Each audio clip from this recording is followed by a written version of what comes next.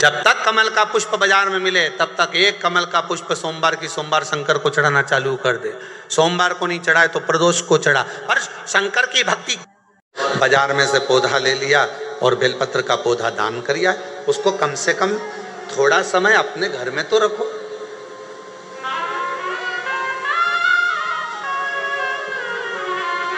गौदान का नियम मालूम है आपको?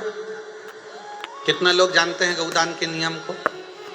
गौदान का नियम होता है, कई लोग बेटी के विवाह में गाय दान करते हैं, कई लोग कोई शांत हो जाता है तो 12वें में 13वें में गाय दान करते हैं ना, गौदान करते हैं। तो उसका नियम क्या है?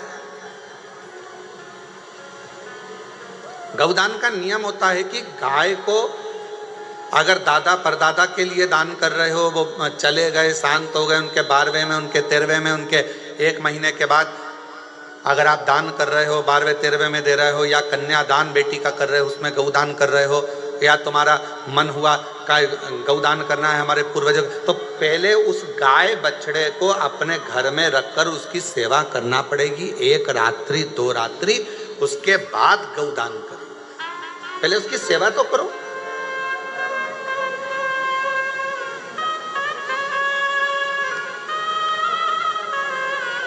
आपने तो डायरेक्ट फोन कर कर कह दिया गाय लिया ना,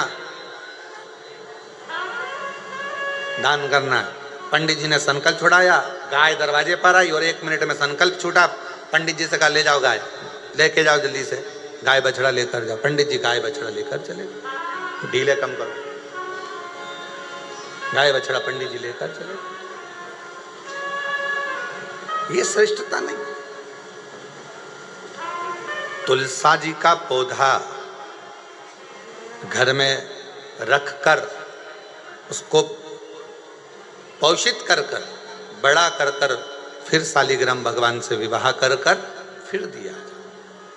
बेलपत्र का पौधा पहले बड़ा कर कर अपने घर में थोड़ा सा, नहीं ज़्यादा रख सकते तो 8 दिन 7 दिन 5 दिन 15 दिन 20 दिन 1 महीना 2 महीना 4 महीना 6 महीना जितना आपका रख सकते हो रखकर फिर किसी जगह पर लगाए। क्यों? क्या जरूरत है गुरुजी अपने घर में पौधे को रखकर फिर दान करना, अपने घर में पौधे को रखकर फिर कहीं लगवाना, अपने घर में पौधे को पहले परवरिश कर कर फिर कहीं उसको लगवाना? कारण क्या पड़ता है?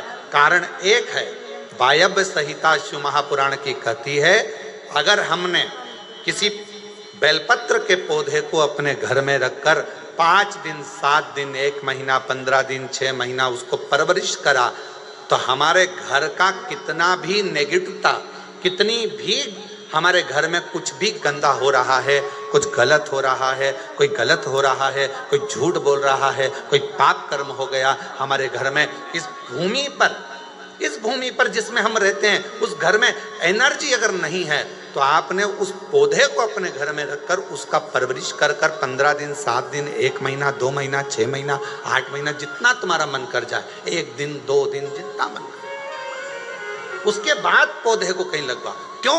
वो हमारे घर का पूरा गलत जो भी विचार होंगे, गलत सोच, गलत विचार, गलत ऊर्जा वो पौधा ग्रहण कर लेता है। बेलपत्र का पौधा अपने अंदर उतार लेता है। बेलपत्र का,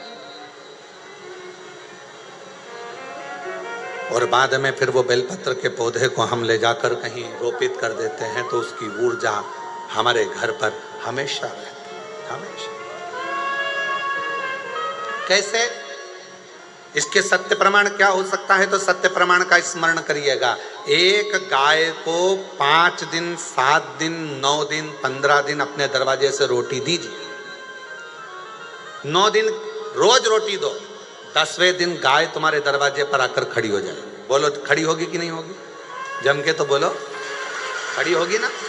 गौ माता को तुमने रोटी दिया, अब गाय रोज आकर तुम रोटी खा रहे, 2 दिन 3 दिन 5 दिन तुमने रोटी दिया तो गाय आकर खड़ी हो जाएगी। एक कुत्ता को तुम्हारे दरवाजे पर रोटी देना चालू करो, 8 दिन बाद वो कुत्ता तुम्हारे दरवाजे पर बैठना चालू कर देगा। बोलो सही? बैठना चालू कर देगा। बोलो सही है कि गलत है? जम के तो बोलो, ठीक है। एक पक्षी के लिए 2 दिन 5 दिन 7 दिन अपने घर के छत पर अनाज डालकर देखो, 7 दिन के बाद पक्षी तुम्हारे दरवाजे पर, तुम्हारे छत पर आना चालू करेंगे कि नहीं करेंगे? बोलो बोलो, जम के बोलो। पक्षी आ रहे हैं, गाय आ रही है, कुत्ता आ रहा है, किसी को दे रहे हो आप तो वो आ रहा है। उसी तरह जब हम हमारे घर में एक बेलपत्र के पौधे को बड़ा करते हैं और बड़ा करने के बाद उस बेलपत्र के पौधे को तुम कहीं पर भी, इंदौर में रहते हो, सीहोर में आकर तुमने लगा दिया, खरगोन में रहते हो, बरहानपुर में जाकर लगा दिया, ग्वालियर में, तुम्हारा मन पड़े तुम अपने घर के आसपास में भी कहीं पर भी उस पौधे को, तुम रहते यहाँ हो 200 मीटर की दूरी पर, 500 मीटर की दूरी पर, 5 किलोमीटर पर, 10 किलोमीटर, कहीं पर भी जाकर उस पौधे को लगा दो। वो पौधा तुम्हारे घर में कितनी भी नेगेटिवता रहेगी, वो पौधा अपने आप तुम्हारे घर की गंदगी को खींचता रहेगा, नेगेटिवता को खींचता रहेगा, कहीं पर भी रहे, किसी भी जगह।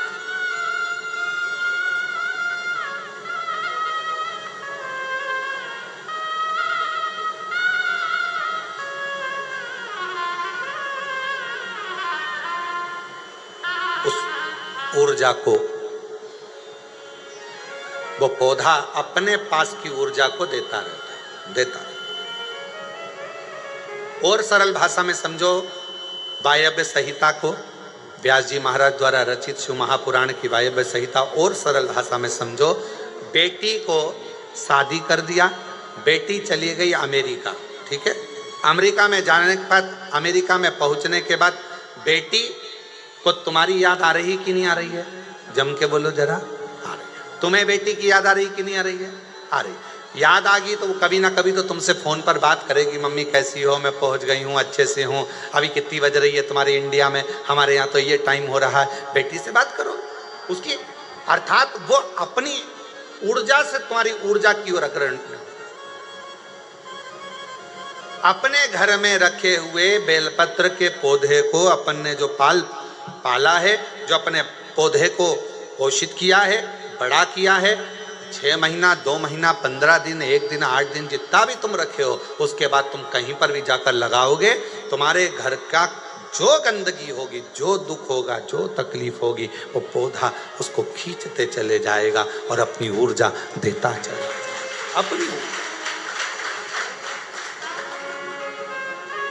एक बेलपत्र में कितना बल है, कितना, एक बेलपत्र की ऊर्जा में कितना बल है। एक पत्र है, अच्छा है, देखिए, आनंद से उसको पूछते हो, उसको भजते हो, उसका स्मरण करते हो, उसको नाम जाप करते हो, उसको पूछते हो, वो उस रूप में आपके सामने आकर खड़ा हो जाता है। उस रूप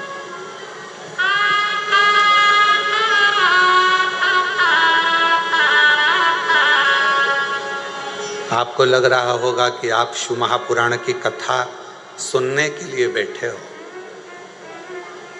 पर उसको चिंता हो रही होगी कि आया है तो इसको कुछ ना कुछ देकर भेजना पड़ेगा।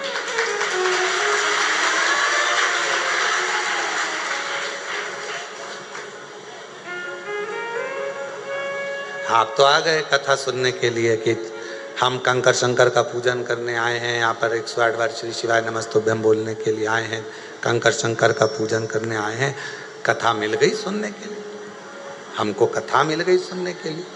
इतने खुश हो रहे हो आप लोग, तो आपको कथा मिल गई सुनने के लिए, पर उससे तो पूछो उसको कितनी तकलीफ हो रही होगी। आ गई, अब देना तो पड़ेगा, हो जाना तो पड़ेगा। विचार करो, उसको टेंशन है, थोड़ा आया है, देना है इसको कुछ ना कुछ। वायव्य संहिता कहती है कि बेलपत्र का पौधा, बेलपत्र जीवन में एक ऊर्जा प्रदान करता है।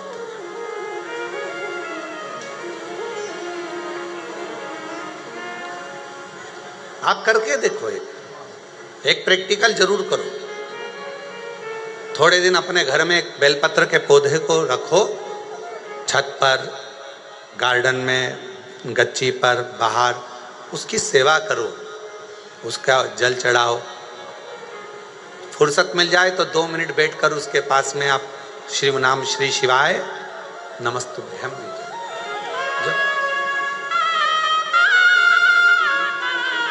थोड़ी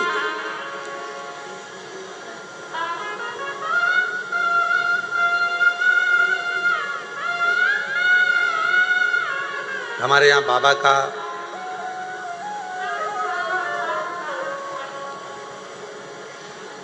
आप लोग जब पीछे ग्राउंड में जहाँ कथा होती है उस ग्राउंड से अगर उधर जाएंगे तो देखेंगे वहाँ बाबा की बेलपत्रियों की एक वाटिका है, और उस वाटिका में आसपास में आप 2 क्षण के लिए बैठकर भी अगर भगवत नाम श्री शिवाय नमस्तुभ्यम का स्मरण करते हैं तो आपको इसमें आनंद की अनुभूति होती है।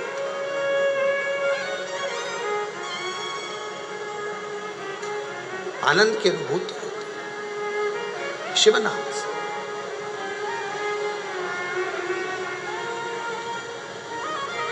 हमारे बाबा का जो पुराना वट वृक्ष है, अभी तो वहाँ के काम चल रहा है इसलिए आप लोगों को वहाँ अंदर जाने की अनुमति नहीं होती है, तो वहाँ जाने नहीं देते हैं।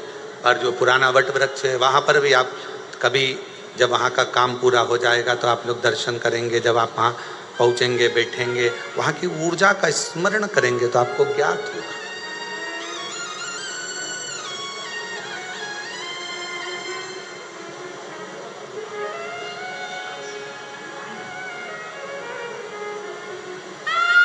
कितनी ऊर्जा, कितना बल एक बेलपत्र के पत्र में होता, कितना बल।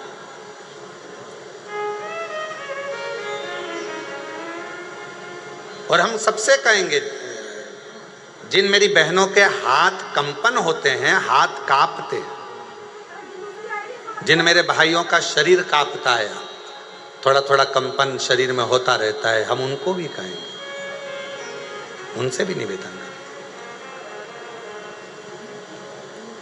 कि अपने जेब में 2 जेब होती है, एक जेब में मोबाइल रखो मना नहीं है, एक जेब में पैसा रखो मना नहीं, पर एक जेब में आप शिव जी पे चढ़ी हुई बेलपत्र को रखना प्रारंभ करो, फिर आपके शरीर का स्थिरता धीरे धीरे धीरे धीरे अपने आप पाना प्रारंभ करो।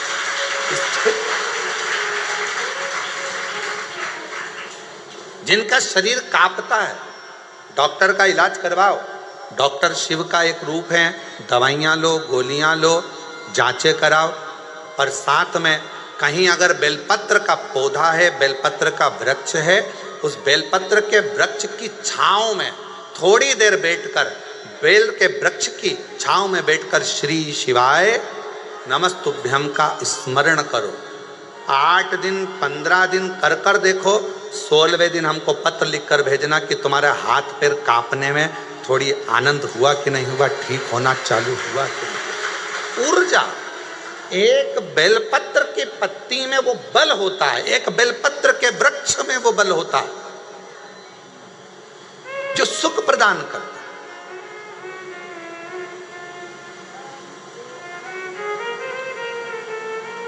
जैसे जामुन के वृक्ष की लकड़ी को तुम्हारे घर की पानी की टंकी कितनी भी गंदी हो रही हो, तुम्हारे घर के पानी की टंकी में कितना भी कचरा हो, कितना भी बदबू मार रहा हो, कितनी भी गंदगी हो, एक जामुन की लकड़ी जैसे घर के पानी की टंकी में डाल दी जाती है तो पूरा पानी एकदम क्लीन हो जाता है, साफ हो जाता है। उसी तरह बेलपत्र का एक छोटा सा पत्ता भी हमारे जीवन को ना जाने कितनी सफाइयां कर देता, कितना पाप कर्म, कितना दुख, कितना कष्ट, कितनी तकलीफ है। एक बेलपत्र का पौधा, एक बेलपत्र का पत्ता हमारे जीवन को आनंद दे दे। भाई अब संहिता शिव महापुराण की कथा कर, एक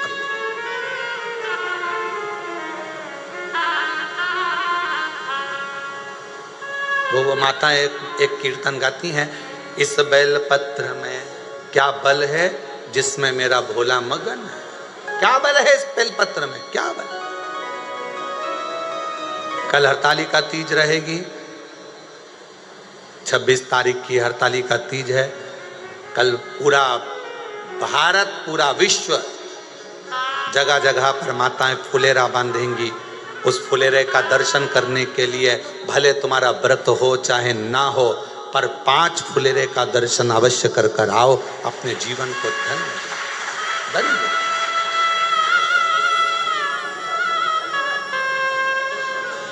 धन्य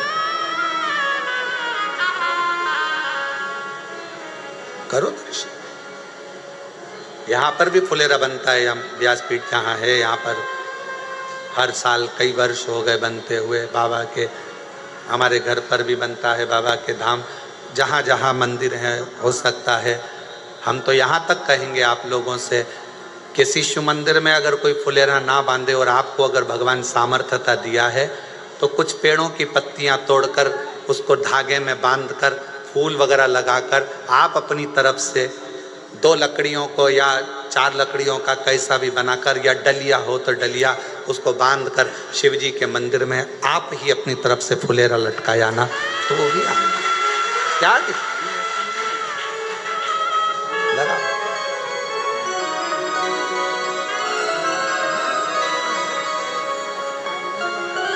टेढ़ा सा मुकुट सिर पर, वो कहते हैं ना, टेढ़ा सा चंद्र सिर पर रखा है किस अदा से, करुणा भरी है करुणा भरी निगाह से, बिन मोल जब से छवि फूलों में सज रहे, गोरा के त्रिपुरारी फूलों में सज रहे, गोरा के त्रिपुरारी और साथ सज रहे, और साथ सज रहे, हिमवान की दुलारी और साथ सज रहे, हिमवान की दुलारी फूलों में सज रहे, गोरा के त्रिपुरारी फूलों में सज रहे, गोरा के त्रिपुरारी और साथ सज रहे, और साथ सज रहे, हिमवान की दुलारी और साथ सज रहे, हिमवान की दुलारी। वो एक आनंद बेलपत्र के पत्र में, वो आनंद एक बेलपत्र के पौधे में।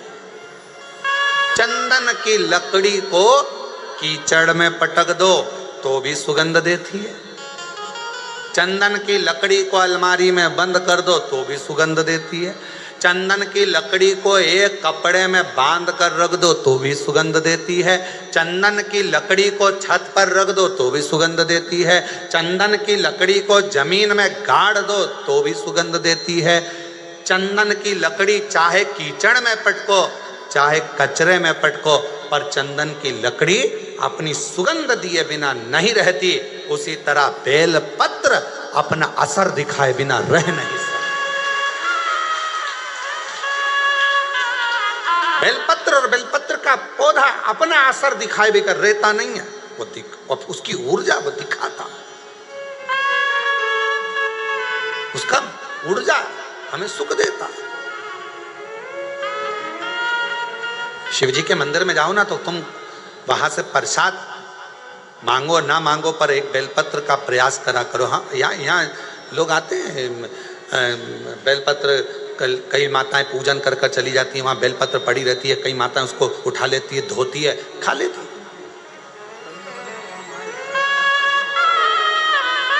उठा लेती खाती है। कई माता यहाँ का बेलपत्र उनको लगा कि हम वो दूसरे ने पूजन करी, नहीं नहीं, बेलपत्र तो बेलपत्र है ना, शिव तो शिव है ना। किसी ने कह दिया शंकर जी के मंदिर में कौन कैसा बेलपत्र चढ़ा कर गया, कौन की क्या कामना थी, शंकर जी को बेलपत्र चढ़ा कर गया, वो बेलपत्र हम उठा कर लिया, खा लिया तो कोई कष्ट तो, अरे कौन ने कहा कष्ट, बेलपत्र अपना असर दिखाता है। कोई भी चढ़ाए, कैसा भी चढ़ाए, चलो तुम जाओ बेलपत्र के हाथ में, लोग कह रहे हैं वो बेलपत्र हमारे ऊपर असर करेगा कि नहीं करेगा। हम एक बात कहते हैं, 10 का नोट या तुम एक काम करो 500 का नोट, कोई मुर्दे को जलाने के लिए शमशान में गए और चलते चलते शमशान के पास में 500 का नोट की गड्डी मिल गई तुमको, 500 के नोट की गड्डी, 50,000 रुपए तुमको मिल गए और तुमने वो उठा लिए। अब वो नोट निकाल कर चाय वाले की दुकान पर जाकर पूछना, भैया हमें शमशान से मिला था, चलेगा क्या? चलेगा कि नहीं चलेगा? फिर वही 500 रुपए लेकर तुम सुनार की दुकान पे जाना, क्या भैया हमें कोई अच्छी सी लौंग बता दो, हमें 5-10 हजार रुपए की, पर हमारी को गड्डी जो है, बोलो बोलो, शमशान से मिली है, तुम्हें चलेगी कि नहीं चलेगी? वो कहेगा नोट तो नोट है रे, शमशान का होए चाहे मसाण का होए चाहे व्यापार का, नोट तो नोट, 500 का नोट तो चलेगा। और पटक के गड्डी देख ले, दौड़ेगा भी, 2 मिनट में गड्डी गायब, तो पटक के देख। अब उसको क्या करना, शमशान का है कि कहाँ का है, उसको तो मतलब है नोट से। उसी तरह बेलपत्र कैसा है, कौन ने चढ़ाया, किसने चढ़ाया, कैसे चढ़ाया? आप तो बाबा का नाम लेकर श्री शिवाय नमस्तुभ्यम, मेरे बाबा इसको औषधि कर दो, मेरे बाबा प्रसाद के रूप में दे दो, औषधि कर कर दे दो, बाबा बड़ी दुखी हूँ, कष्ट में हूँ, कंकर शंकर पे से उठाया, लिया, धोया, खाया, शिव जी को समर्पित। अब उसमें भेद करना,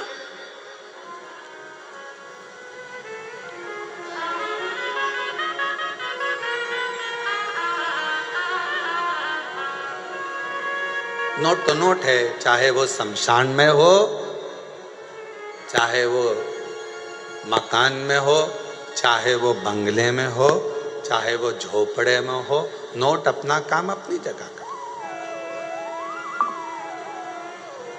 इसलिए निवेदन है, भ्रम में बिल्कुल मत पड़ना, बहुत भ्रम फैला रहे हैं लोग आज के जमाने में। पहले लोग शिव जी को जानते नहीं, मानते नहीं, और अब जब से शिव महापुराण की कथा दुनिया के लोग श्रवण करना चालू करे तो शिव पुराण के ऊपर शंकर जी पर ज्ञान देने वाले 4 गुने हो गए। ऐसा मत करना, शिव जी रूठ जाएंगे, ये मत करना। शंकर जी के मंदिर में जाओ तो ऐसा करो, शिव जी के मंदिर में गए हो तो जल मत पियो। ज्ञान देने वाले शंकर जी के प्रति दुनिया ढेर सारी हो जाएगी। जब सोशल मीडिया खोलोगे, इंस्टाग्राम खोलोगे, व्हाट्सएप खोलोगे, फेसबुक खोलोगे, तुम्हें ढेर सारे मिल जाएंगे, शिव जी का ऐसा, शिव जी का वैसा। कहीं मत पढ़ो, तुम तो तुम्हारे पास में गीता प्रेस गोरखपुर की शिव पुराण लेकर आओ, घर में पढ़ो और अध्ययन करो। और जब कुबेरेश्वर बाबा की कृपा हो जाए और कभी तुम्हारे को टीवी पर कथा श्रवण करने को बाबा कुबेर भंडारी की सुनने को मिल जाए तो उस पर स्मरण करो कि बाबा